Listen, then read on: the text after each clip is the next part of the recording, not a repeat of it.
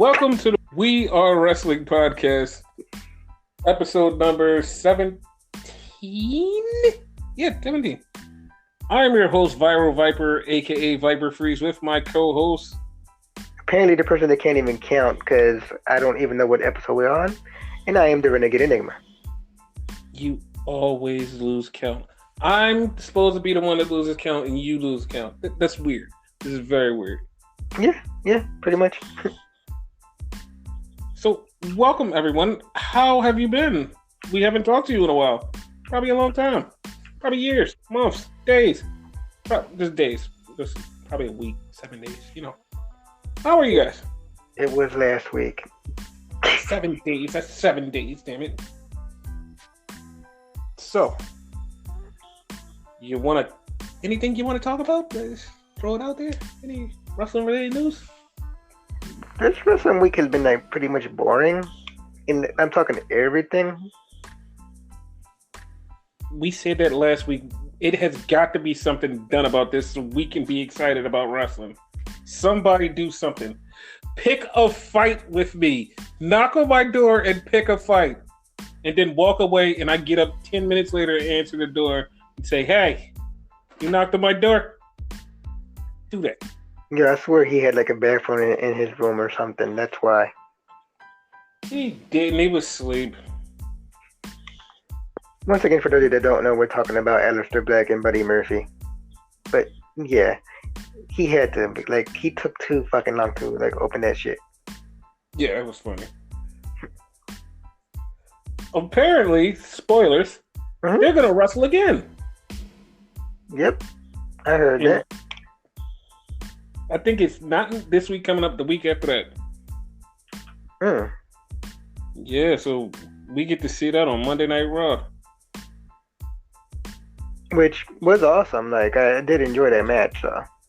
Yeah, that match was great. I think that was the highlight of the show. Pretty much. That was number one, and the tag team title match between the Revival and the New Day was pretty good. Which oddly enough, TLC, for a throwaway show was not that bad. You know what I mean? It wasn't. I thought it was gonna be horrible. It wasn't great, mind you, but it wasn't horrible. Not at all. It was kind of enjoyable. It wasn't bad. It wasn't really bad. Yeah. What do you think about this whole Charlotte, Becky, Cardi, Asuka situation? This situation is weird to me. I'm definitely not into crucify the women because, oh my God, they tried to kill each other. Some people did not know what was going on in the match.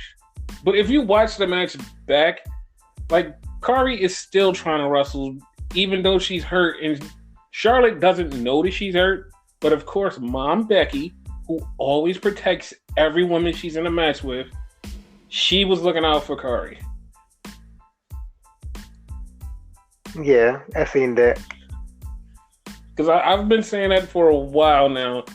Every time Becky is in a match, a multiple person match, or just a one-on-one match, when she's in there with somebody, she'll take care of them. No matter what happens, Becky takes care of her people in matches.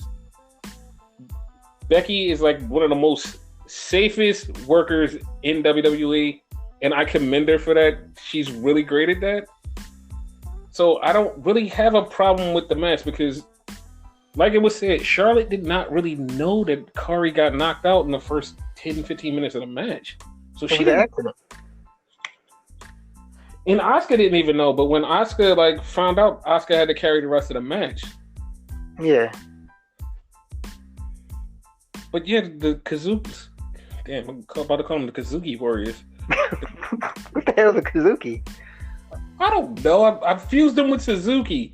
They're dangerous warrior women now. Yeah. So Cardi's gonna be out for a while, right? It doesn't. I don't know. I know she has a concussion. I don't know if she's gonna be out. Okay. They did win that match, by the way. Yeah.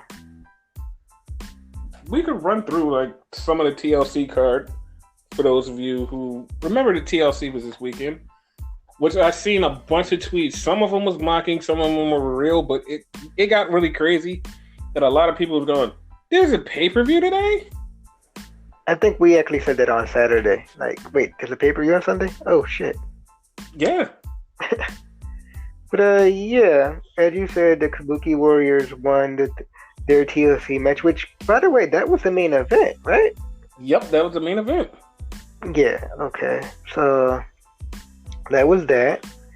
So yeah, you can stop listening here if you want, but because that was the main event. But yeah, there's more. Wait, the interesting fact. Mhm. This is the second year in a row that Asuka closed out TLC as a winner. Awesome. 2018, she closed out as a winner. 2019, she closed out a winner. Also, she's won both of her Royal Rumbles. 2018, she won the Royal Rumble. In 2019, she beat Becky Lynch for the title at Royal Rumble. So, Asuka, beginning and ending of the year, she's awesome. Yep. It's I just thought she's winning this year, though. yeah. Well, if they have her in a tag team match, of course she's winning, but the Royal Rumble itself, she's not winning it. Nope. And that brings me on to a question. Okay. So, everybody, including myself, thinks Sasha Banks is winning the Royal Rumble until yesterday when a lot of people changed their tune and said, you know what? I don't think she's winning the Rumble now. And for those of you who don't know, we're going to go into this right now. Shayna Baszler lost the NXT title to Rhea Ripley. Finally. And like that match was fucking spectacular. It fucking was awesome. It was all types of crazy. By the way, when I say finally, it's not me shitting on Shayna. I love Shayna. But like, yeah, she had that shit for a long time. Like, me and you had multiple conversations on like who the hell would beat her. Like, if Rhea didn't do it, like she would have to retire with the freaking belt and go quote unquote to the main roster like Asuka did. Right. But that match was fucking awesome, and Rhea is a huge star now because of it. Exactly. But like, use a fact here, like cool fact here.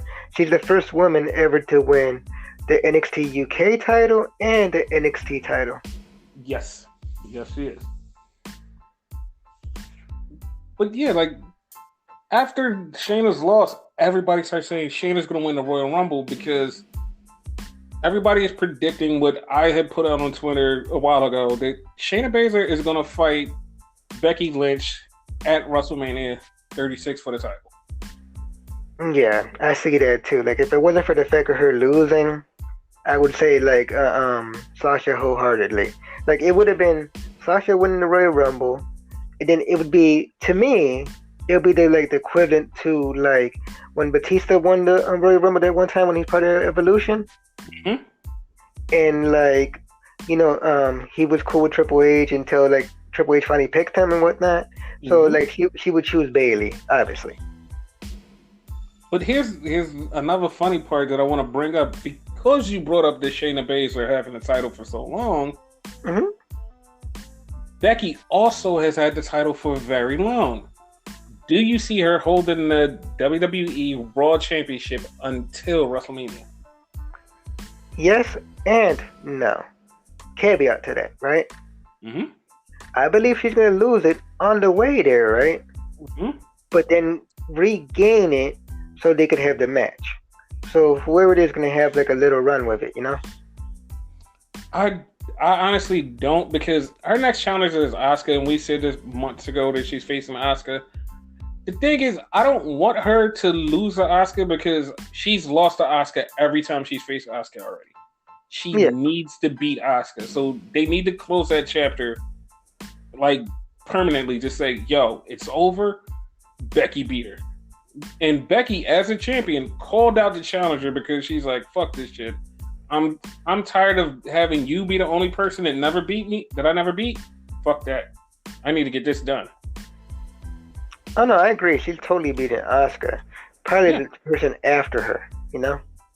Yeah, whoever that is. Yeah. Now, going back to the road to WrestleMania and the Sasha thing, which me and you both know because we came on this podcast at the very beginning it said that Sasha and Bayley are wrestling at WrestleMania 36. Mm-hmm. Now, if Sasha does not win the Royal Rumble, does she win the Elimination Chamber? Actually, yeah. As of right now, yeah. Because Elimination Chamber is one of my favorite variations of a match. So I'm really hoping that my favorite person wins that match. Yeah, it would be totally awesome if she won that. Yes. Because she, like, correct me if I'm wrong, but she barely wins at, like, major pay-per-views like that. She doesn't. She has... I don't think she's had a real pay-per-view win except one SummerSlam where she won the title. And that was it. Okay. Like, she won SummerSlam, that's it. She needs this then. She's the only person who consistently puts on matches, steals a show, and people cheer for her and love her. I know there's a lot of hate for her, but she gets a lot of love, and it's like, this person never wins the title. Like, they treat her like a joke. Like, every woman that's on the title, she has the less days the title wins. It's like, come on. Like, I don't even think she defended her title against anybody in one. And it's like, dude, like, why? She's really good. Like, she's never successfully defended her title, ever. No. And that bothers me because look at the way WWE positions her. Like, she's all over all the banners for SmackDown, and she's, like, consistently put out there as one of the top females, but she doesn't have title run to back it up. She doesn't have the score behind her to say, yo, she is what she is. It's like, because she actually gets in the ring and busts her ass, it's like, God damn, she's really good.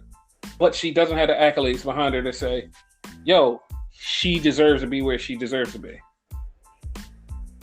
But it's kind of like her character, though. She's getting paid, like, big time money and whatnot. She's successful, so she probably doesn't really care like that. A lot of superstars really don't care about that stuff. It's more of a fan thing. Okay, some superstars that are like bust-ass superstars that are great, they have had title reigns behind them to say, you know what? Now I'm at the point where I don't care. She's had 5 title reigns and lost all 5 of them in her first defense. Like, you can't tell me she doesn't. She needs this for her satisfaction, for our satisfaction, for everybody's satisfaction. She needs a lengthy title reign. Like, if you want to give her a title reign to next year, don't. Just let her win at WrestleMania against Bayley and have this moment. Just let her have this moment. Let her have that, and then let her defend it until SummerSlam or whatever. But let her have something. Like, I feel so frustrated because it's like, yo, this is one of consistently the best workers on the brand, and you do not give her the accolades to back it up. It's like, I don't know. And she loves the business. She loves the company, because otherwise she would not have come back due to all the quote-unquote rumors, her hating the company and all that shit. If all that shit was true, she would have been left. You mean the part where she got emotionally broken and just was too emotionally and physically drained to keep going in WWE? That part?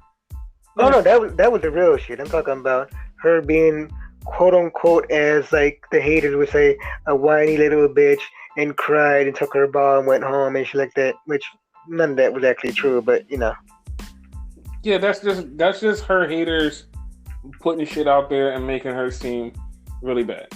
Yeah. But, whatever. Screw you guys. She's one of the best. It's all about mental health. Like, she basically took care of herself, Basically. That's all it was.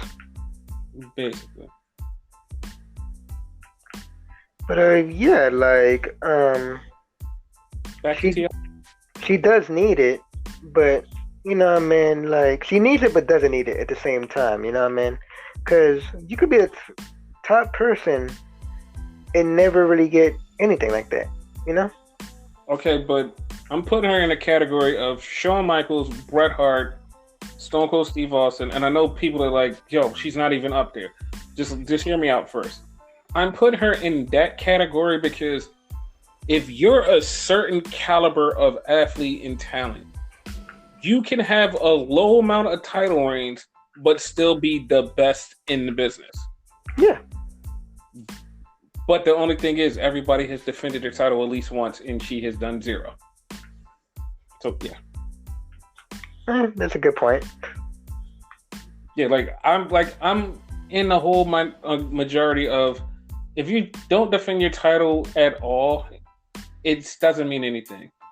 Like, it's just pointless reigns. You won the title, yes, but you lost it in your first defense. Doesn't mean anything. Like, I just won to solidify it. Like, look at Nakamura.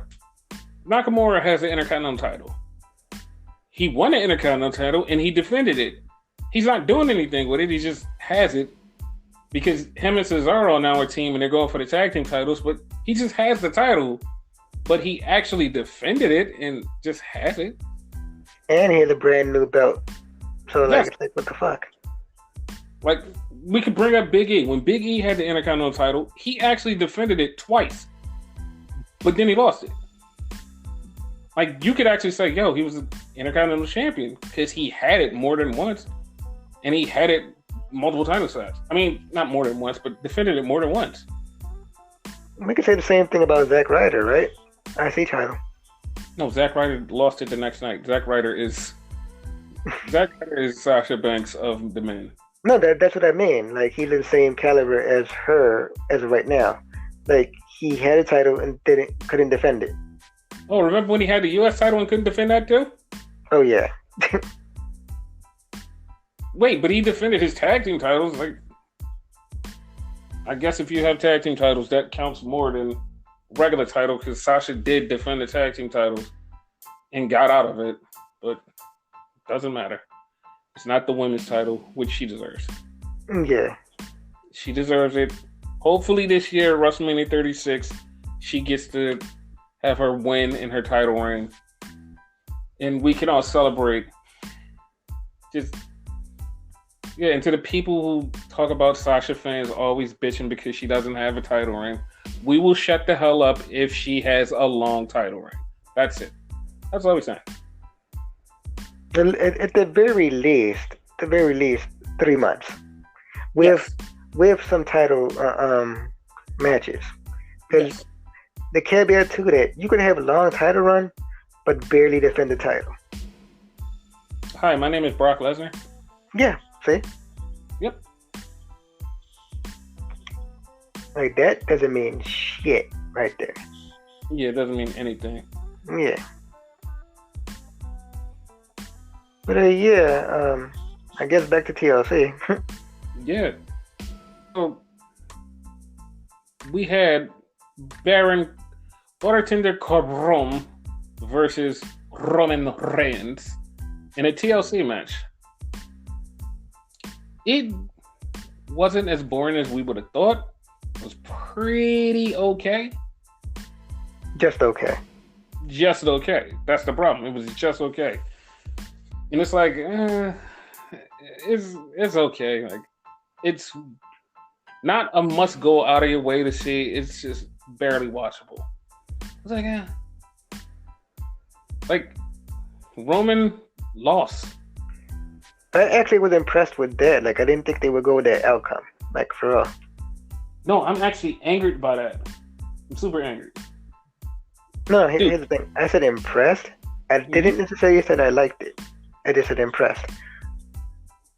Oh, that didn't impress me. That actually made me mad. Because, like, that means the feud's going to keep going. If the feud keeps going, we're going to have to see more of this. And, like, you gave them everything in this TLC match to use. And it was not a blowaway match where everybody was like, yes, give us more. At the end of it, everybody was like, oh, man, more of this? But that's not necessarily a thing. Because at the end of it, first of all, okay, to explain to y'all and whatever. So, Dolph Ziggler showed up. Superman kick. Yep. Which, who said it? I forget who said it. Cole. Michael Cole said that, Superman kick. And then the Revival randomly showed up. If you're wondering why Bobby Roode wasn't there, it's because he got suspended for 30 days. That's a different story. I'm not quite sure if somebody else showed up. All of the King's Court security jobbers. Yeah. Basically, just jobbers, like he said. And, yeah, Roman wound up losing and whatever, but basically at the end of the pay-per-view and whatnot, we had, like, a pure brawl with a bunch of people. And I want to say, like, it happened twice. End of the show and towards the middle somewhere. Like a backstage segment. Yes, I would have been fine with that end of the show brawl if it didn't interfere with Asuka celebrating her title win. At the same time, we're going into the Royal Rumble, so... Yeah, no, I'm totally fine with that. They could have let her celebrate, come down the aisle, and start to go back, and then they could have brawled through the crowd, and everybody would be like, oh, what the hell is that? She would have been out of the ring, everything would have fine. She literally pulled down the belts, they're playing her music. As they're playing her music, the dumbasses come out for a fight. I didn't like that. Like, if they would have gave her, like, at least a minute or two to even come down off the ladder, she just pulled it down. And they rung the bell. Kabuki Warriors, still champions. And, like, the music is playing, and they just cut the Baron Corbin and fucking dumbasses fighting. With, like, a bunch of other people. Yes, and it was so many random people. It's like, dude, what the fuck? Was it like a leader or something like that? No. The funny part is Ali wasn't there, and somebody asked him on Twitter why he was there. He was like, I was in Chicago. Oh, shit. Like, he wasn't even there at all. But that's fucking hilarious. So, what? What you gonna say? I was gonna say nothing. So, a match that actually made no fucking sense was... It made sense, but it made no fucking sense. The Viking Raiders versus the OC. Which we called. We called it. But they basically made the open challenge. They accepted. Match is about to go on. So the match happens, but it ends in a double countout. But wait, before you say that, right? There's a reason it ended in a double countout. Because the Colonel was there? No. It was the fact that the OC not only was going for the tag team titles, but they defended their newly won Best of the World Tag Team Title Cup or whatever the fuck. Yeah, hooray, you can't beat both guys. Then why book the match? Because they were bored, pretty much. But no, then you turn around 24 hours later in a non-title match, you have the OC beat the Viking Raiders on Raw. Non-title match, and it's like, well, what was the point of the match last night?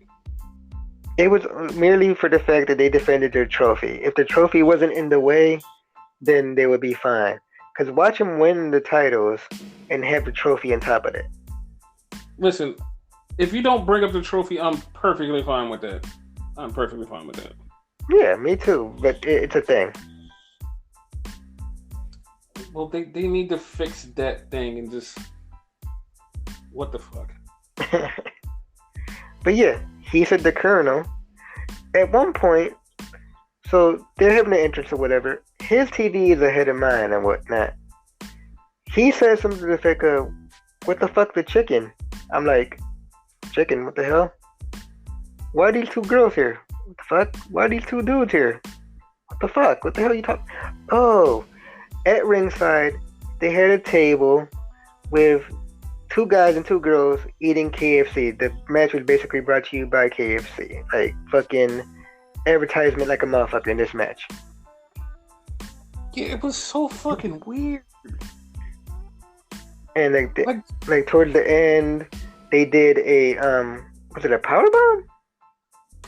Yeah, it was a powerbomb. They did a powerbomb through the chicken table and whatnot, which was ironic because they did it to Carl Anderson. It would have been way funnier if they did it to Luke Gallows because of biscuits and gravy. Biscuits and gravy! Hopefully y'all get that. Man. That would have been way funnier. Yeah. I'm trying to think. Like we said, it was an okay pay-per-view. I'm really trying to wreck my brain and try to figure out what else was on that pay-per-view. Do you? The Universal title match. The match itself was actually good as shit. Like Miz impressed me and whatnot. Bray Wyatt, not the Fiend, but Bray Wyatt was so fucking entertaining. Yes, he was. He was fucking hilarious. Exactly. He came out in his Firefly Funhouse gear, and he came out with the Firefly Funhouse song, waving and shaking hands and just being happy and giddy. And it's like, dude, who is this guy? He was so fucking happy. He didn't want to fight Miz. Like he was like basically like one of those like cowardly heels. Like, why are you doing this type of thing? Until like he snapped. And the funny part was he literally hit 2 moves. It was over. And it was Miz, like, what?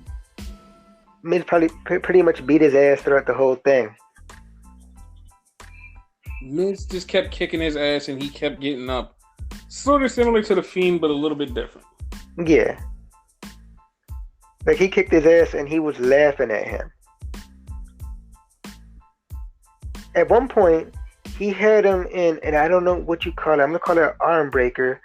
To give you a visual, Pentagon Jr. does this move where he basically snaps his arm back and whatnot. I want to say Zack Sabre Jr. did the same move.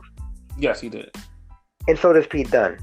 But it's a move where you just snap your arm back, and he's about to break his arm, and Bray was like, "Do it, do it, do it!" Like all happy-go-lucky, and we're sitting there like, "What the fuck?" Yeah, it was so fucking weird. And he did it, and like Bray just laughed his ass off. Yes, it was so fucking weird. But yeah, he hit the, which they still call the Sister Abigail. Don't know why they haven't changed the name of the move. Yeah, like it doesn't make sense now. Yeah, because there is no Sister Abigail, not unless you count the puppet, which has a similar name. Forget her name.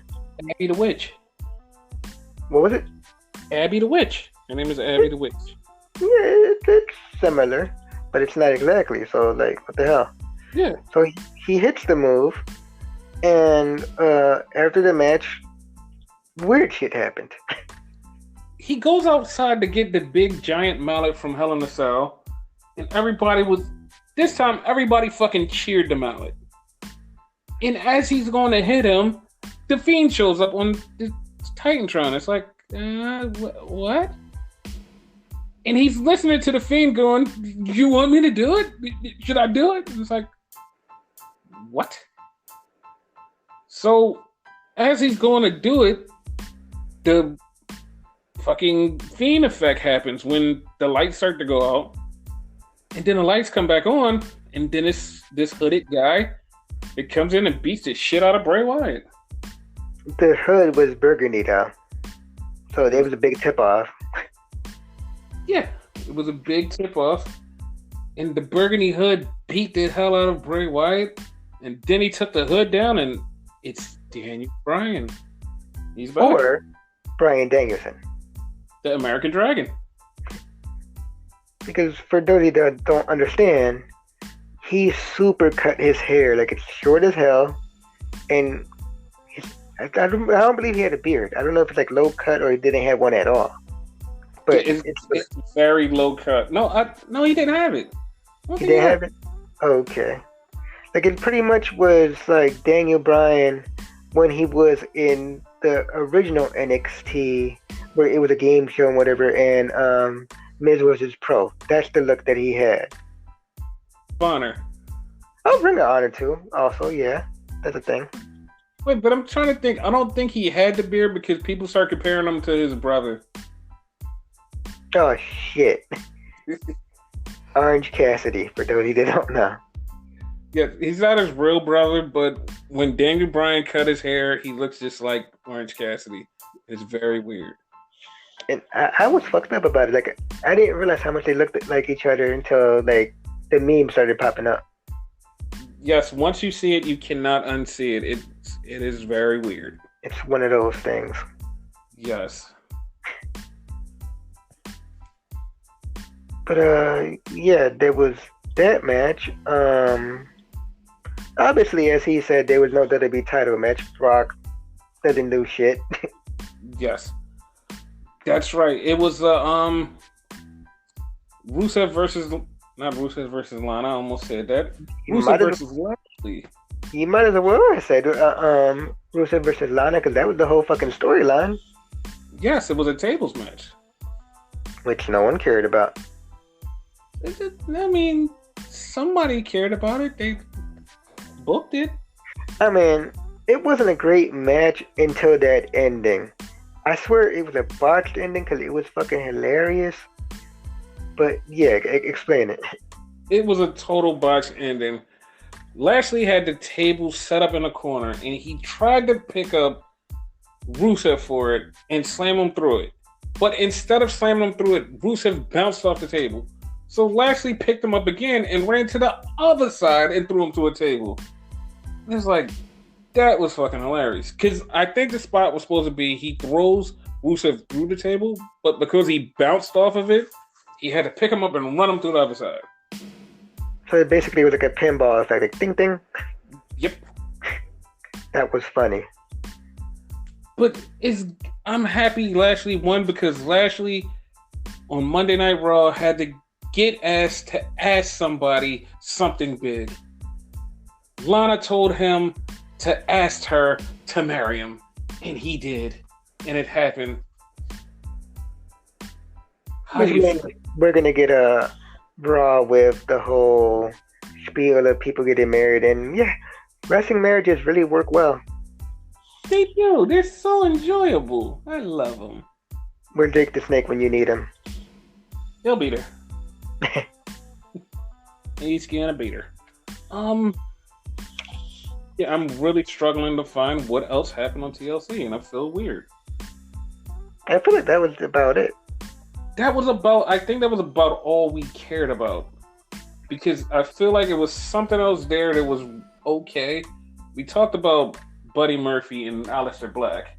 Yeah, great man. Tag team titles. Mm-hmm. So yeah, I kind of don't know what else is there, but whatever's there, it happened. It happened. Raw was okay. I'm gonna be honest, the only thing I remember from Raw is the fact that they put a match on there that was supposed to be on the pay-per-view. It was never advertised, but it was speculated. The U.S. title match between, what's a U.S. title match? It was, I guess, number one contendership. It was supposed to be, but it didn't wind up being that. It was AJ Styles versus Randy Orton. None of those things were anything. It was just a match. No, I'm saying that's what it was speculated to be at the pay-per-view when they was talking about doing that match at the pay-per-view. It didn't wind up being that on Raw, though. It was just a regular match. And speaking of they had a great match on Raw, by the way. Yeah. Randy Orton won with the RKO out of nowhere. From a phenomenal forearm. It was, yeah. Oh, U.S. title. They actually did have a U.S. title number contender gauntlet. Yes. And it ended weird, but we got clarification on the next show, whatever. People, they took an hour and 20 minutes of the show with this gauntlet match. They had some great matches in there that I would like to see if they were just one-on-one matches. They had Akira Tozawa in it, Ricochet, Humberto Carrillo. I want to say it was one more person that I don't remember. Andrade. No, he was the last person I remember. No, but Andrade was actually in it now. So. Yes, and Humberto and Andrade were the last two people, but Andrade came out and attacked Humberto, and apparently, this is literally a thing. He attacked him, never got in the ring, match never started. Apparently, Andrade won that match. How the fuck? Nobody knows. They just said it on Twitter. Said Andrade won the match. It's like, what? Like, the match never started. He just came out of nowhere and beat the shit out of him. But apparently he won the match. Count him? Like, what the fuck? How? Because he was outside too. Get the fuck out of me. But to me, which makes this even more stupider, is Seth Rollins. After Rey Mysterio came off and ran Andrade out there, after he attacked Humberto, Seth Rollins comes out and attacks Rey Mysterio and says, I want a match with you for the U.S. title. And it's like, what the fuck was the match for? It was just no reason for any of this. It was just really stupid and angering, and it's like, what the fuck, man? And he's a former top champion too, so why go for the secondary championship? Because there is no top championship around. So I mean, he keeps throwing out the fact, and he says it every week, the fact that he beat Brock Lesnar multiple times. So why not just challenge him? Like, fuck it. No, because we all know what's going to happen. He's going to challenge Brock one too many times, and Brock's going to come out and destroy him, and Brock's going to be a face. You said that yourself. I'm just telling people what you said. Yeah, I did say that. Because he is saying it a lot. Like, he's going to wind up pissing Brock off. Yeah, I'm definitely down for Brock killing that man. Like, I'm all sorts of okay with legalized murder. By the way, like, for those of you that don't know, I'm going to bypass what he just said. But yeah, he's with the AOP now. No, they don't have no group name or like that. Wait, I'm with AOP? By he, I mean Seth Rollins. Pronouns, pal. Exactly. My bad. But Seth Rollins with AOP, they don't have no group name or nothing like that, but it's a thing. He basically tells them what to do and shit. The Architects of Pain. I like that. They beat the shit out of Rey Mysterio and whatever with him with his like pipe. No sexual innuendo there. He actually had a metal pipe. I just got so confused. Go on. And yeah, that was the thing. And that after that is when he challenged him for the following week. Which, by the way, the reason we know this is because that Raw was recorded that same night. Wait, no. That's not what happens on the next Raw. Wait. But I'm saying though, didn't that happen on that Raw? This Raw. Huh? That happened on this Raw. No, I mean when we find out that match is gonna happen the following week, because like Ray could never accept the match because he got beat down. Oh, we find out when Ray accepts the match. Yeah, yes, it goes down next week. We find that out because they recorded it that same night. Yes, well, I mean, if somebody whoops your ass and then challenges you to a match, I'd accept. Screw that. Yeah, but not after you got beat up and knocked out by them. Hey, man, I'm crazy. Which in a weird way, though, I wonder how that feels just to watch that go down, without context, because you're in the crowd, so you really don't know what the hell's going on. Ray just got beat up, and then 3 hours later, whether that was the main event or not, he faces Seth Rollins. What the fuck? Yeah, it probably feels weird. It probably feels weird. It probably feels like us not finding out that Andrade won the damn match until 2 days later on Twitter. Yeah, probably feels exactly like that. That's the thing. And the bad part was they didn't even say that night was yeah. They waited a couple days and said, "Oh, this happened also." It's come on. I feel like Twitter's their favorite social media. I think it is. They get a lot of shit done on Twitter. I don't know. But yeah, we're recording this on Thursday, so SmackDown didn't happen, so nothing on that. SmackDown did happen last week. Oh, they was recorded already? No. We recorded last Thursday, and SmackDown didn't happen the day after that. SmackDown happened the day after that, remember? You don't remember anything that happened on SmackDown? I totally forgot everything that happened to SmackDown, so, but whatever. the Bailey and Dana Brooks and I almost called him Eli Drake. Wrong. Elias thing, where Elias said he was going to have a threesome with Sasha and Bailey, which totally was creepy. Oh yeah, I remember that now. It was totally freaking creepy. Like, dude, like WWE needs to get their shit together. Like, you could have came up with a better thing to say. Like, even the people in the crowd, like that. Think of that. Not saying there's nothing wrong with Sasha and Bailey. Like, they're actually amazingly hot. But for a man to just come out and say, "Yeah, he was gonna have a threesome together," it's like, dude, come on, like what? Like, this isn't even that era. Like, what? I mean, I'm okay with it for multiple reasons. One, as you said, they're really hot, right? Mm-hmm. It's not like they're ugly. And you know what I mean? I'm okay with my sexuality. He's not a bad looking young man either. You know what I mean? So yeah, that's a thing.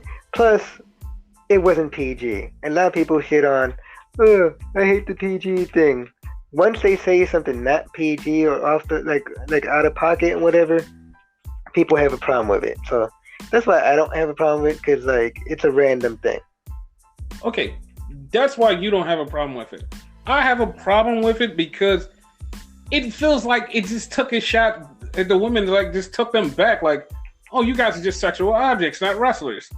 It's like I feel like the thing. I feel like it shouldn't even be that. Like, if you wanted to talk about her, she looks like a man or something like that. Like, well, that's still wrong. But like, her haircut is like boyish. What he did say.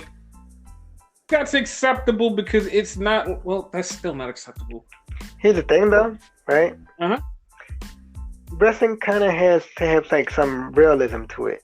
It can't be cartoonish, right? Some guys actually think like that. You know what I mean? So it kind of builds realism. Like, some guys don't respect the women. Like, in all honesty. So like, you know, like it works out. Well, I mean, was it in bad taste? Yeah. But like, it's realistic because some people actually do think like that.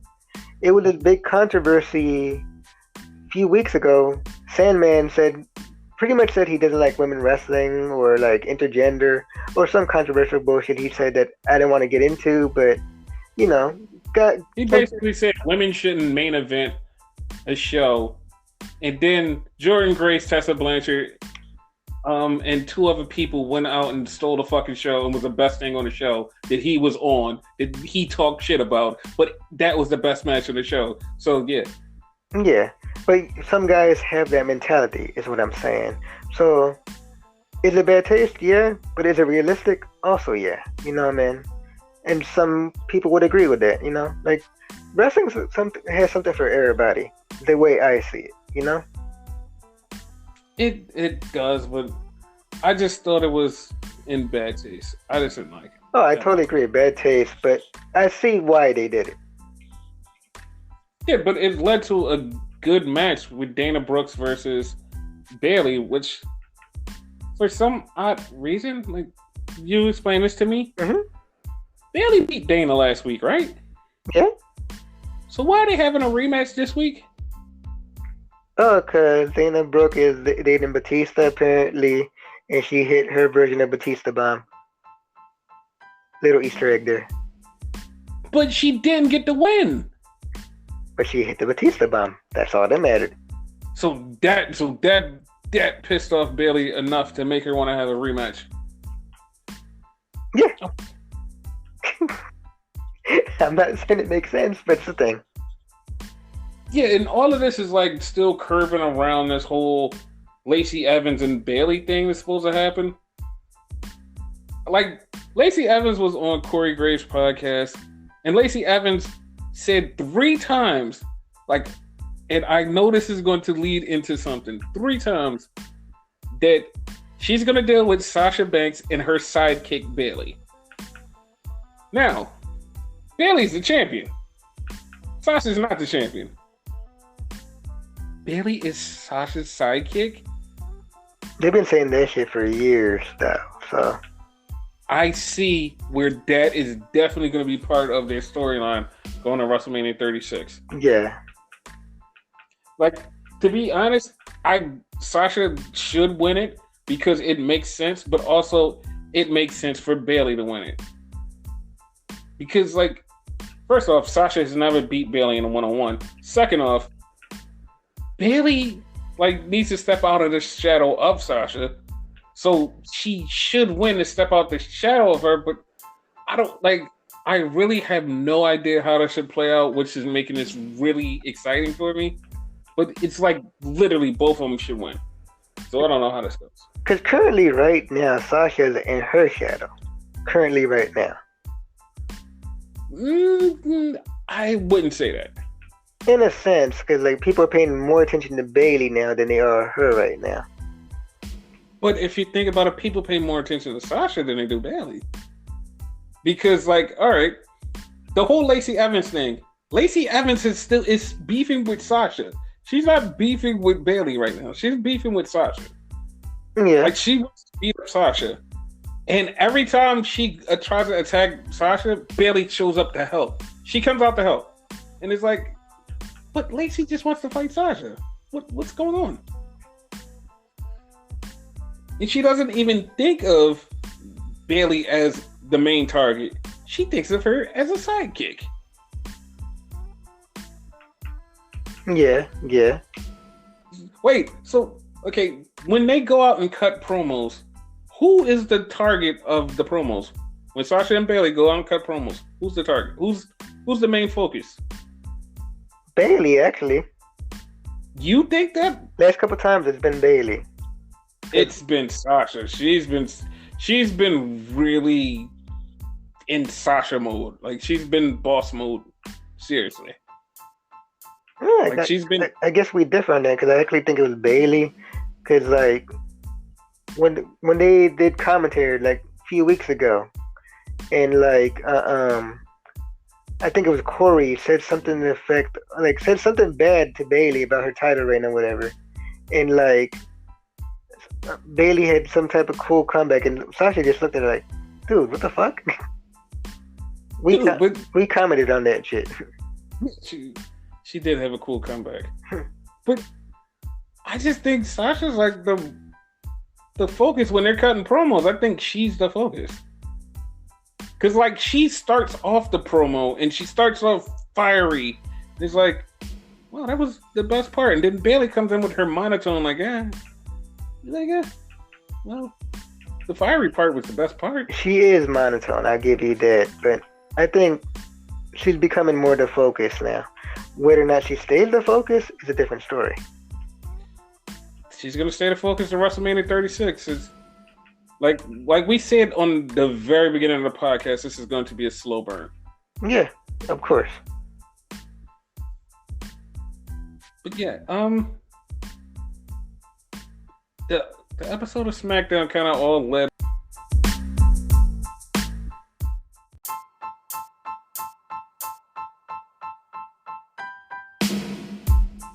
into TLC, and we covered TLC already. Yeah, that's why I really forgot about it, because it really didn't mean shit. And like I said, we can't cover this week's because that's as of right now tomorrow. But whatever. NXT, however. Wait, but we have to go into the fire. Okay. I didn't watch the pay-per-view, so. I did. I fucking enjoyed the pay-per-view. It literally was 2 hours and 10 minutes. It was like a quick show, and it was like, holy shit, it was actually like a 2-hour Power episode, and it was like, oh shit, this is really cool. Like, the first match was Eli Drake versus Mr. Anderson. And the match was awesome. They brawled all over. And Eli Drake beat Mr. Anderson. And yes, I'm going to agree with you. Eli Drake is the good guy. So you thought. And then we had Thunder Rosa versus Tasha Steele, which was like, they went out there and beat each other's ass and they fucking killed it. It was so fucking fun to see that match. They fucking killed it. Thunder Rosa beat Tasha Steele. And after the match, Ashley Vox, who was in a tag team match later on, comes out to beat up Thunder Rosa, but Thunder Rosa just destroys Ashley Vox and busts up her shoulder. So Ashley Vox is out of the match. It's like, damn, dude.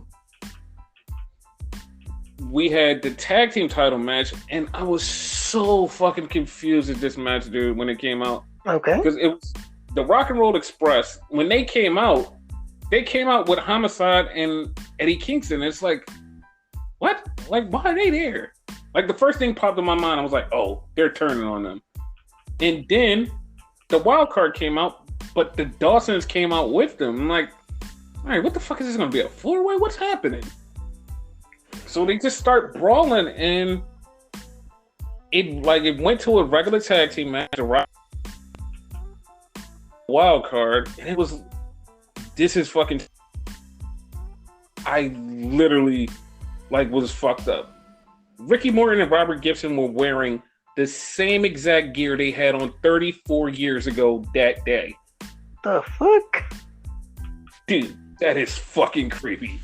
And they fit in it and everything, and they were still going, and Ricky Morton did a Canadian Destroyer, as always. Like, what the fuck, man? Like, how are these guys still going? They got passion, I guess. Like, that's the only thing you can really say. I don't know what the fuck they got, but, like, goddamn, these guys were still going. They put on a really good tag team match, but they wound up beating card. Nobody turned on each other. And that was pretty cool. And then you would expect somebody to do it. Yes, and it seemed like that would be the perfect time to do it, but it wasn't. And then we had Melina and Marty Bell versus Allysin Kay and her tag team partner. And she didn't have a tag team partner. And it was like, you have to have a tag team partner. And out of nowhere, here comes ODB.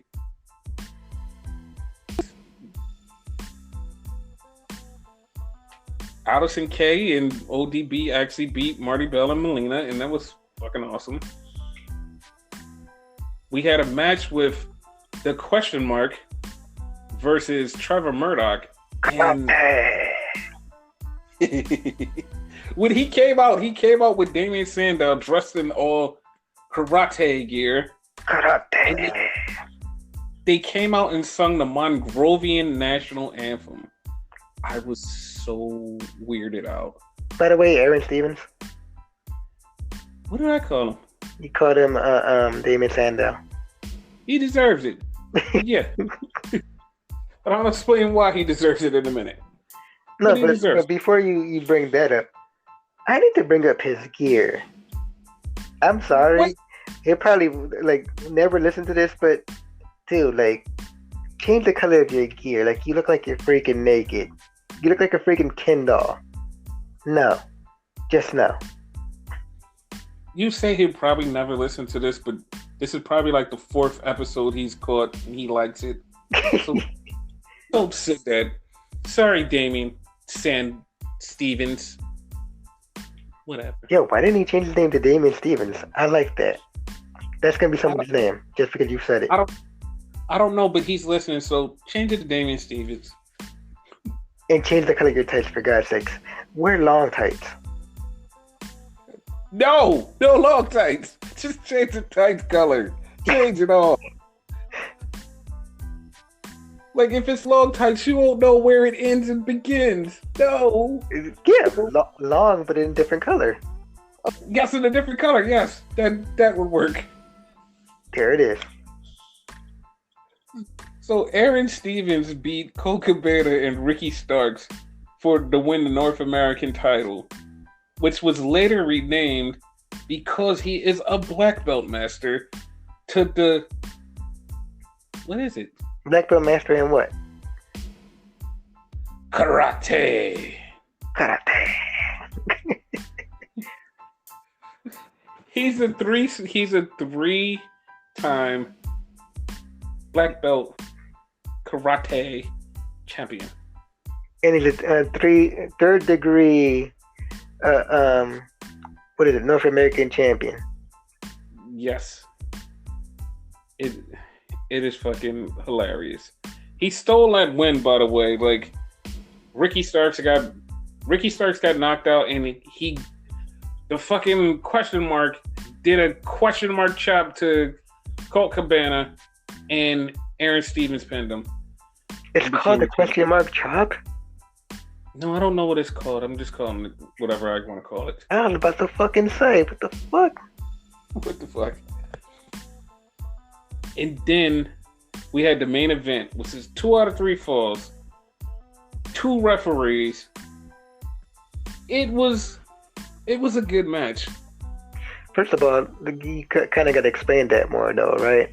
Okay. So it's 2 referees, but 1 referee for each guy, and 1 referee for each fall. Yes. So the first fall, and correct me if I'm wrong, right? Mm-hmm.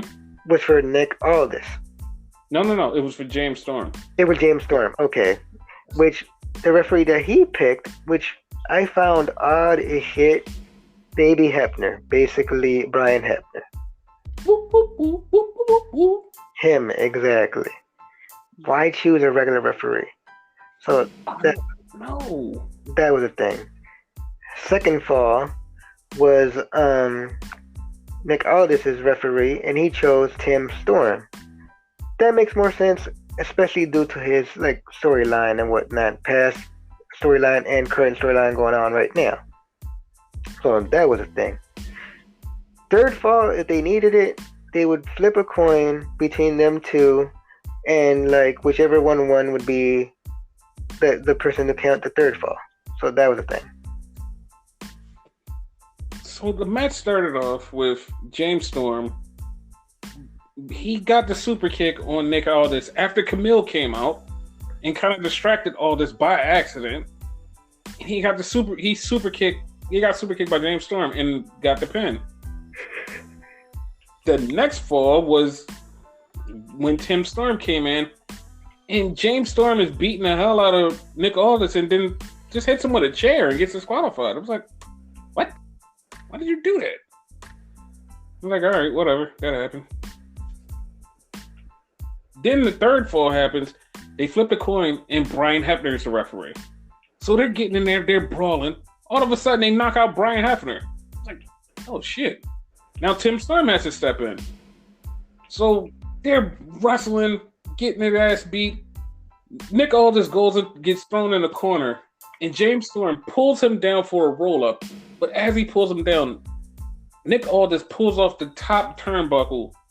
And when he kicked out, he kicked James Storm right into the unexposed turnbuckle and knocked him out.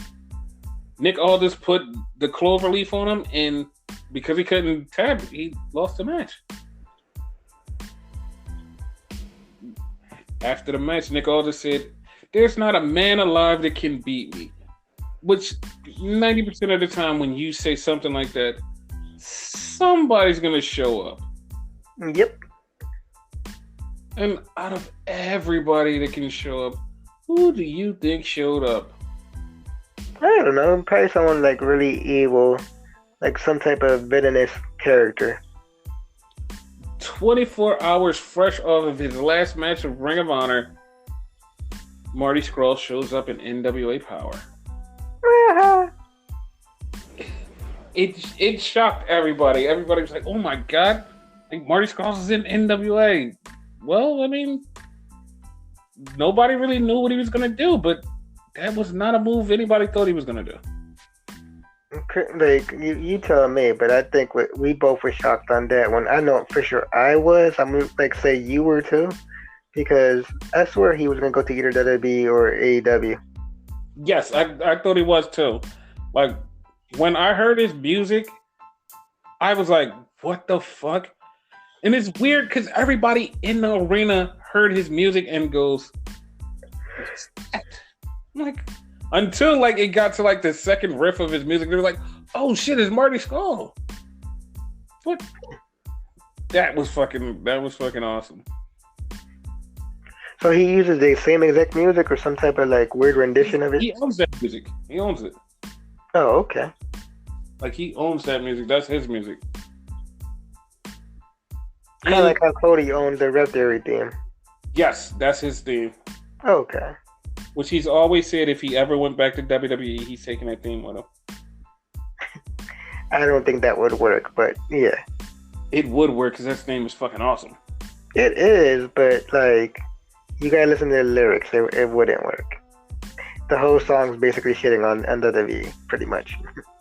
Dude, imagine if he came back with that song and just be like, "You can't take my kingdom," and he's like some sort of a rebel in WWE. We know it's never gonna happen, ever gonna happen.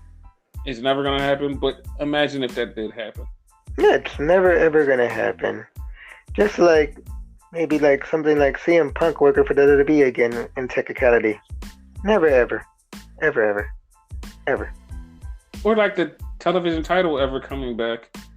Which, by the way, they brought back in NWA.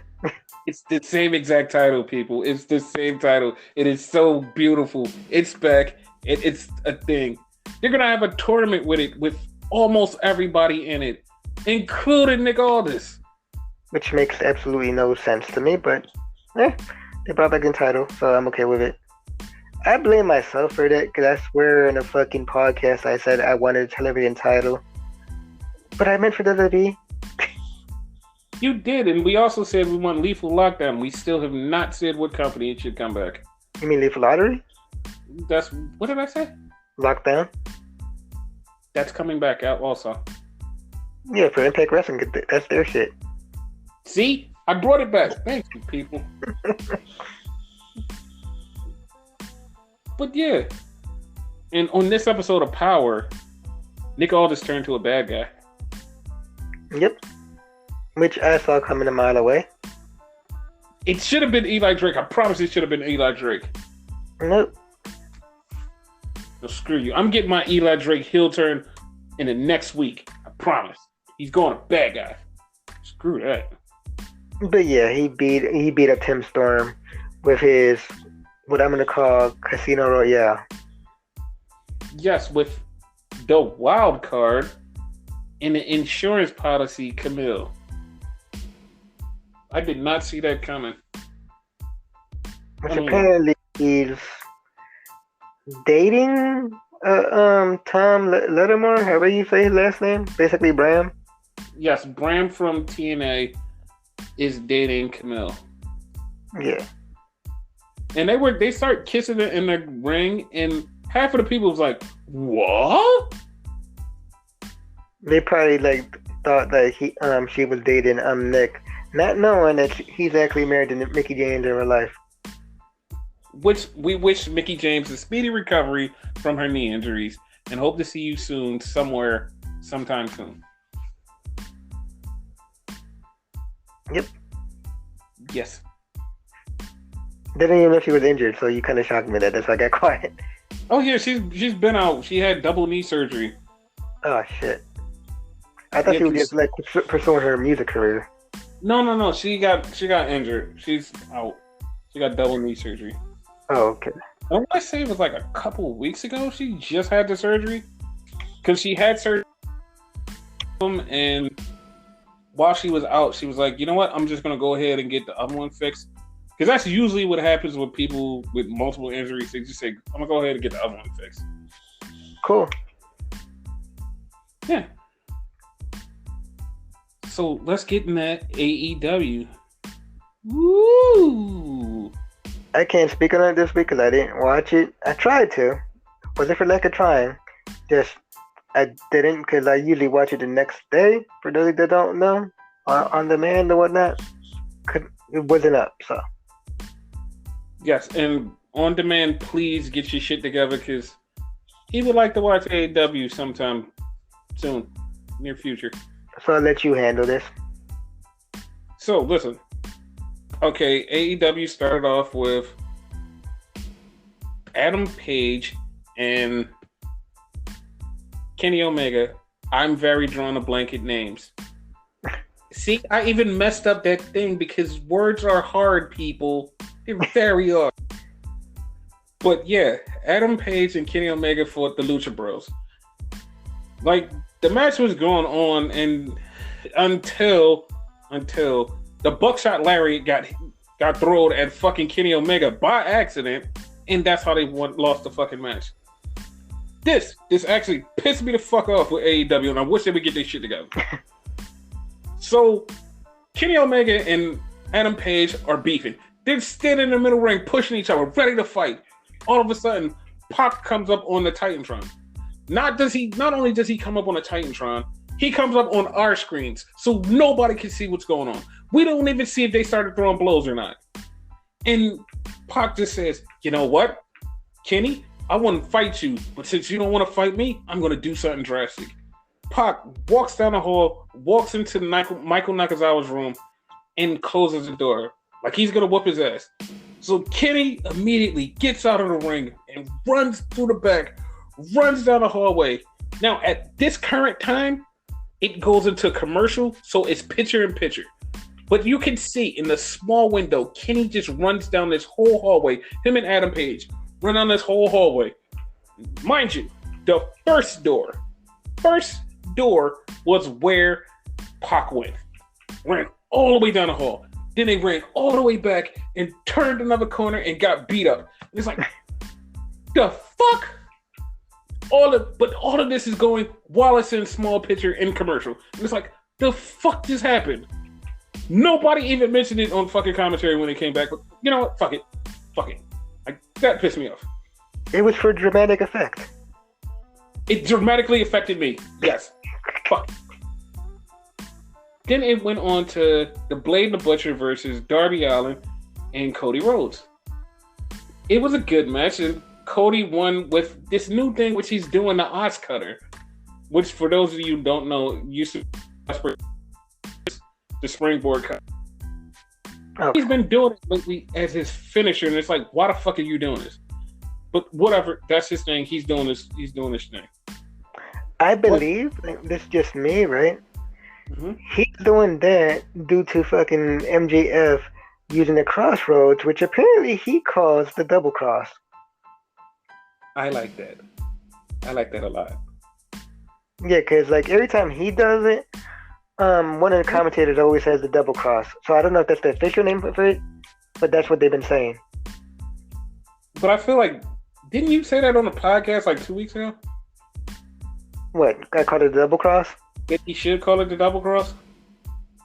I don't remember saying it, but like it sounded like something I would say, because that is a hot name.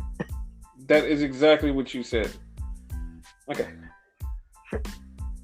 But they win. And I don't remember them saying this out loud. I had to hear this through somebody else, which literally was Darby Allin himself.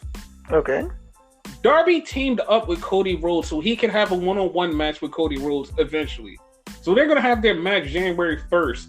And it's like, I didn't know any of this. Like, I had no prior knowledge of this. It wasn't on social media. But I had no prior knowledge of that. And I would have liked to know that that was a thing. Yeah, like, that sounds like about right. They wouldn't do that, right? So Chris Statlander wrestled Britt Baker, who Britt Baker is like, I don't know, this is the most confusing shit that I've ever been through in AEW. Is this number one contendership for Rio's title? First off, you have Hikaru Shida, who should be the number one contender. You have Big Swole, who should also be the number one contender because she beat Hikaru Shida. And then you also have now Chris Statlander, who beat Britt Baker to become number one contender for Rio's title when Big Swole or Chris Statlander should be the number. You know what? They need to get their shit together, but Chris Statlander beat Britt Baker, and then the Nightmare Collective came out to take her with them. These dark gimmicks are getting on my nerves. Please, let's make it happy and smiley or something. Just do something, please. Pretty please. Like, I'm into the dark stuff, like, I don't know, emo, goth, whatever the fuck, right? That's a little bit too much, you know? It is. And that just goes into the main event, which is the Young Bucks versus SCU for the tag team titles. So they're having a good match, and all of a sudden, SCU hits SCU later, and the match is over, and they win the match, keep the titles. It's like, oh, okay. All of a sudden, all these Dark Order jerks just show up and just attack them, and it's like, why? The Dark Order just beat the shit out of the Young Bucks. Like, they punched SCU and kicked them out of the ring, but no, they beat the living shit out of the Young Bucks. It's like, why? Yeah, they're quote unquote the best tag team, even though they're not, but quote unquote. Oh, that's the OC. Duh. That's a joke, people. Don't take that serious. Yeah, it's actually Pride and Powerful. You know what? I'm not even gonna deny that one. I'm gonna deny that. But yeah, it's Pride and Powerful. Yeah, there you go. So yeah, that was AEW Dark. I mean AEW regular. It was a lot of dark stuff. They might as well just call it AEW Dark. I was about to say, hell, they actually have a show called AEW Dark, so that's a thing. Yeah, because they just like to do dark stuff. Lighten it up, please. That's how they got their company. They sold their soul to the devil. And it wasn't Vince this time. Well, I was about to say, like, they sold it to Vince? But yeah, that's AEW, I guess. Yeah, that was AEW. That was the dark side of Monday Night Raw. I mean, Wednesday Night War. That was the dark side. And the light side was NXT. Which, like, did they mean to do what they did yesterday? Or, like, did that just happen by accident? What part? Did they mean to actually put out a show, like a half-quality takeover show? Or, like, did that just happen by accident? Because that show was, like, fucking awesome. I'm going to say a little bit of column A, a little bit of column B. Because, excuse me.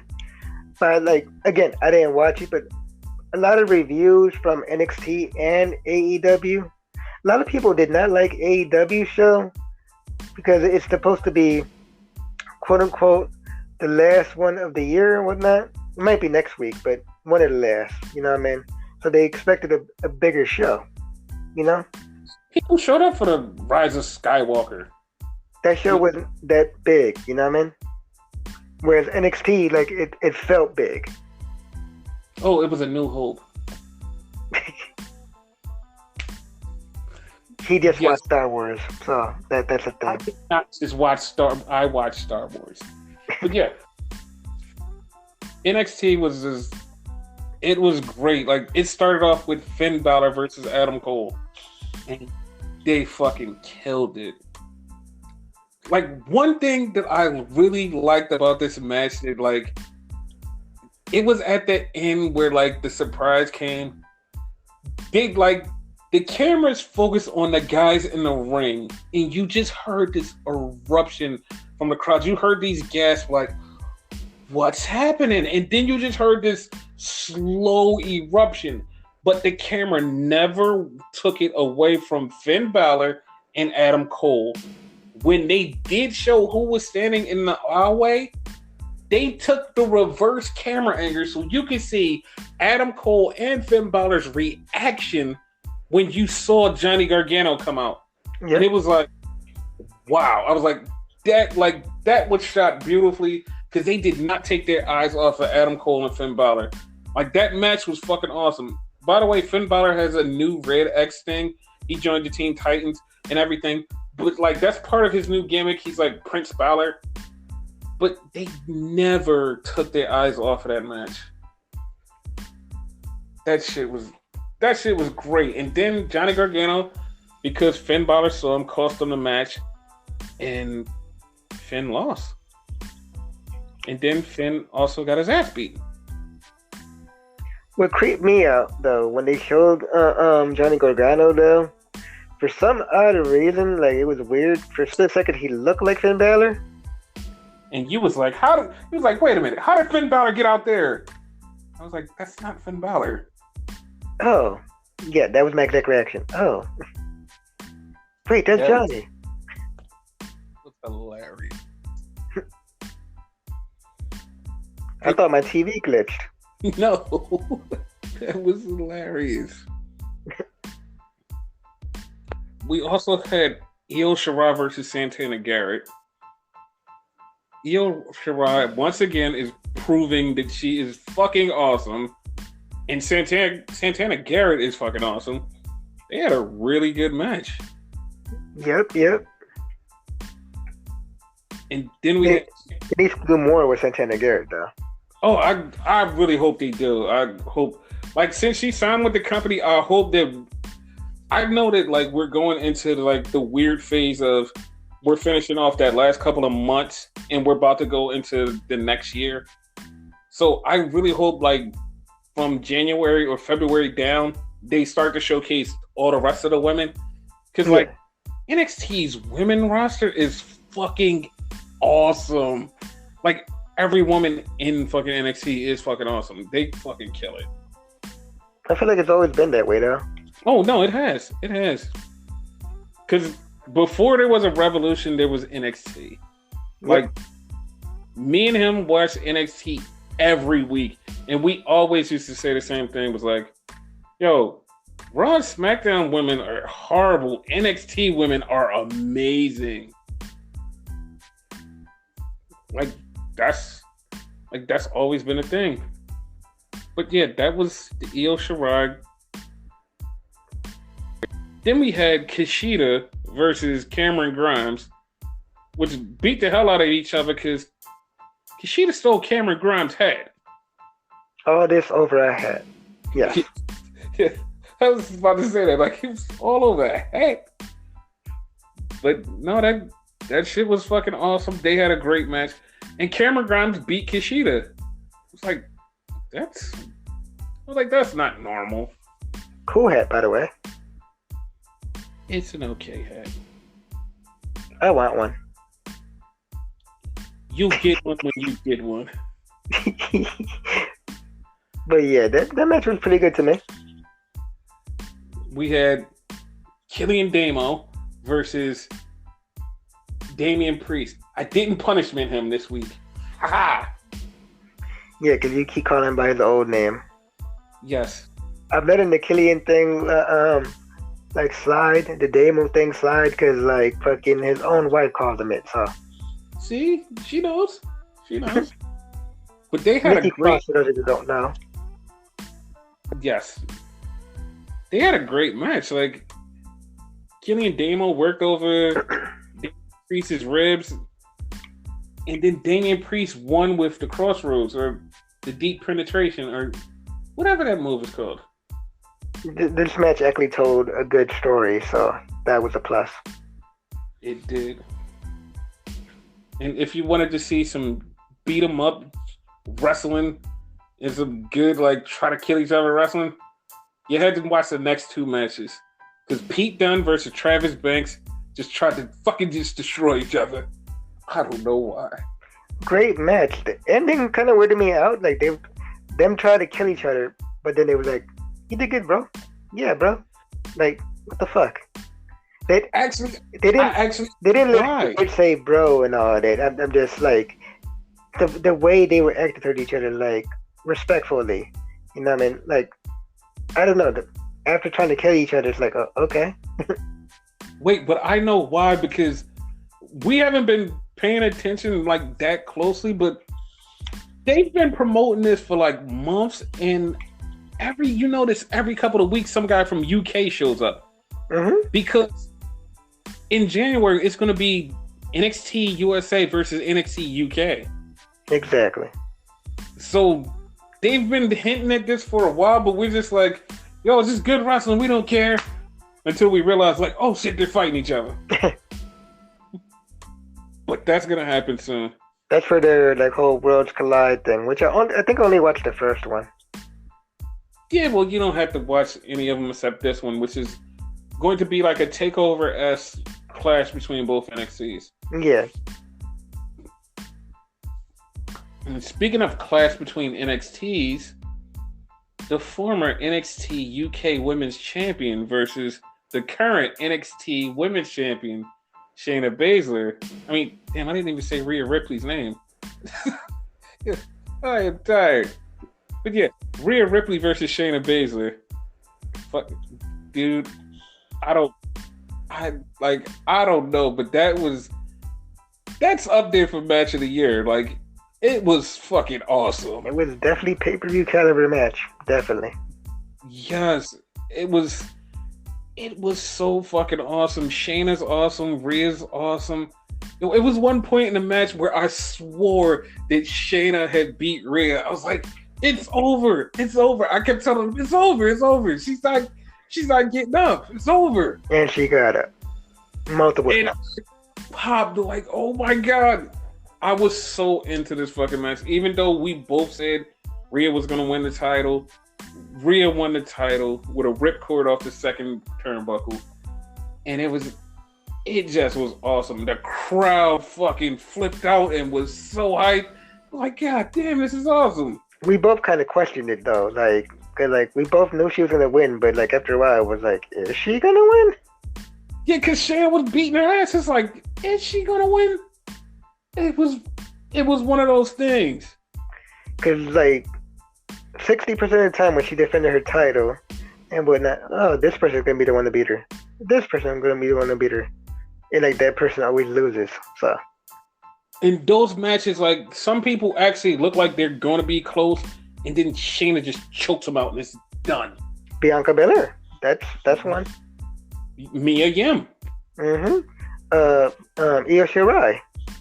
Candice LeRae. Yeah, like all of them, like could have had the title. So Exactly. Like, see, this is how you book women's titles in NXT. Like, that NXT women's title is fucking prestigious because the champion usually holds it for a nice amount of time, gets wins, and you feel like, oh my god, that person is awesome. not even women's titles in general. Like that's the one title that does not feel like a prop. Like you mentioned earlier, Shinsuke Nakamura is the IC champion, but he's in tag team division. What the hell? Exactly.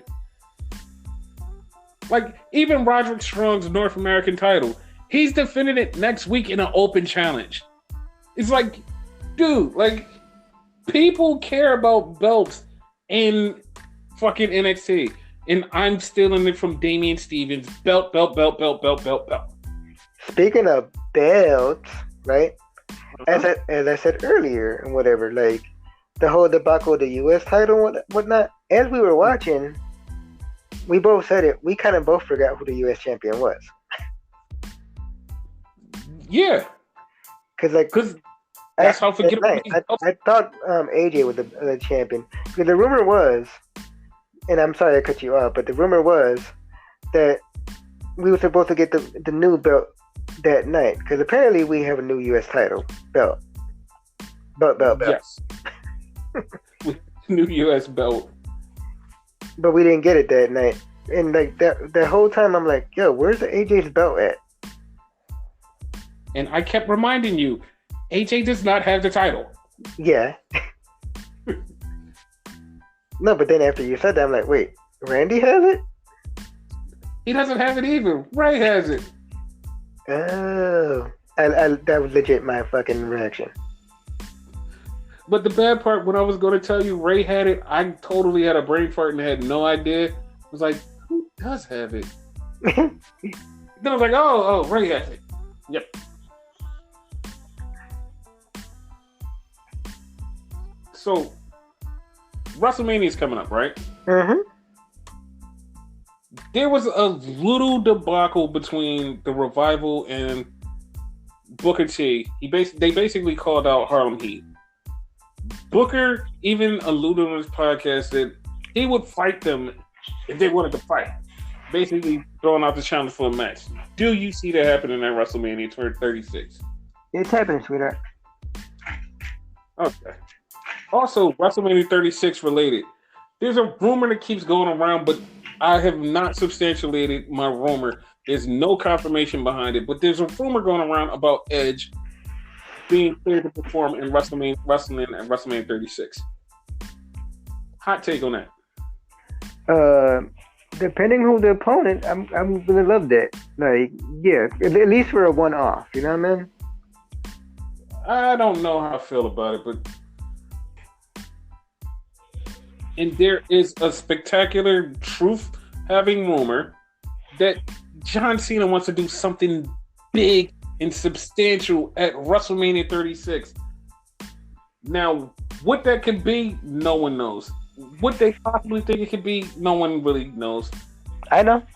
What is Finally retire. You know what? That's actually pretty good. Ladies and gentlemen, he told you the rumor spoiler for WrestleMania 36. Also, spoiler for 36 is Roman Reigns versus Bray Wyatt for the WWE Championship. John Cena is done. John Cena is done. Remix. I like that one. I like it a lot. No, but you told me, like, obviously off the podcast, Roman Reigns versus Bray Wyatt at WrestleMania. Mm-hmm. You totally pissed me off. Like, I'm glad you didn't say that in person because I would have slapped you. Why do you not want Roman Reigns back at the top? Exactly why? Because I don't want him on top. Like, no, fuck that. Well, you have to deal with it because Vince wants you to deal with it, and you're going to deal with it. Because he's starting from the bottom now. Keep him there. No. Fuck that. Don't keep him down with Baron Corbin. No. I'm okay with it. Like, if he's not doing anything else. No.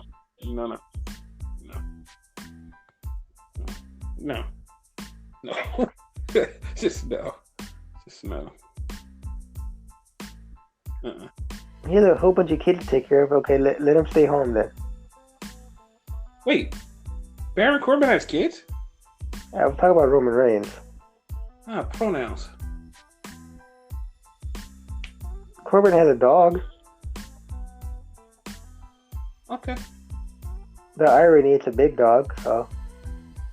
Alright, now I know you're lying. Just make that up. No, he actually does have a big dog. Like, I forget the breed, but it's, like, huge. Well, big people needs big dogs. Yeah, that's the thing. Damn it. Wrong dog. But yeah. That's the thing. I think that there was more news, but we didn't have time to get to it because we didn't have enough time on this podcast. Yep. Edge was like the most like noteworthy thing though.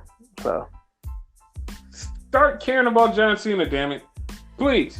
Care about John Cena. Care about John Cena? Nah, I'm alright. Come on, John Cena was your first favorite hero. You remember when you were little, you used to suck your finger and say, "Yo, John Cena is my favorite." I'm not R-Truth. Damn it, I wanted you to be R-Truth. Nope. R-Truth says that. Come on, why couldn't you be R-Truth? Which is hilarious, because that motherfucker's like damn near 60, and he says like John Cena was his hero. You can't tell me that motherfucker's not like 60. Like, he has to be like around that shit. He's not 60. He's not 60. He's been 51 for the past 10 years. You so stupid. But I think once you get that old, then you can say no. I mean, you can just say whatever age you are. I'm 20. Yeah, I have a birthday coming up, and like, yeah, like I'm not saying my age, so. Damn it, my birthday is first. You can take my birthday from me. Feel free to say your age if you want. No, I was going to say Jesus has a birthday too. And also Rusev. And there's a lot of people that have birthdays. Maybe our listeners have birthdays. I don't know. That's bad. You put Jesus and then you said Rusev. It didn't mean that listening all the way. I was about to tell you no one likes that guy anyway. What the fuck? I meant Rusev, by the way, y'all. What the fuck? Oh, and congratulations to Tessa and Daga. Oh yeah, they're getting married, or are they already married? I think they're married. Oh, okay. That was quick. Wait, because you said they think they're married and then they got married? No, because I swear they got. Oh my god, that's almost a divorce. But I swear they got engaged like a week or two ago. Yeah, either these pictures are them engagement pictures or married pictures. They look married pictures to me. Okay. Because an engagement picture would just be like normal. These look all dressy up white pictures that they're both in white, looking all lovey-dovey, which lead me to think they're marriage pictures. They gotta be, yeah. Yeah, look, Lana and Rusev gets divorced, and Tessa and Daga get married. That's so sweet. Wrestling is cool. Only they get divorced later. Did you just say Dumble for Heath Slater? Oh, only to get divorced later. Dude, why did you do that to Daga and Tessa? Why didn't I?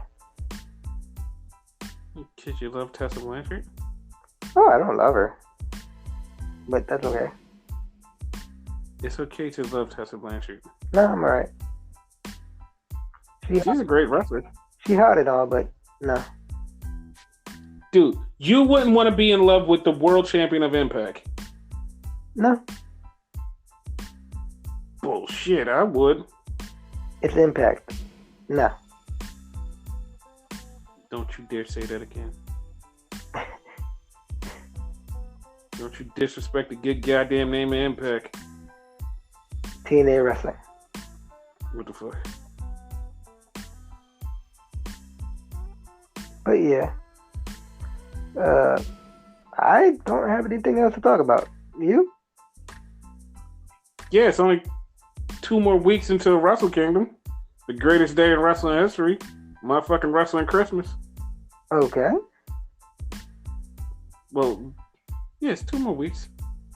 Because it's this Saturday, and then next Saturday, and then the Saturday after that is Christmas, baby. Wrestle Kingdom. Hell yeah, I'm fucking happy. Excited. Shaping up nicely, right? It's already shaped up, but it's gonna be great. Okay. It's gonna be great. Awesome. So yeah, on that note, we'll let you guys go. May the force be with you. Fuck the shit. We're out.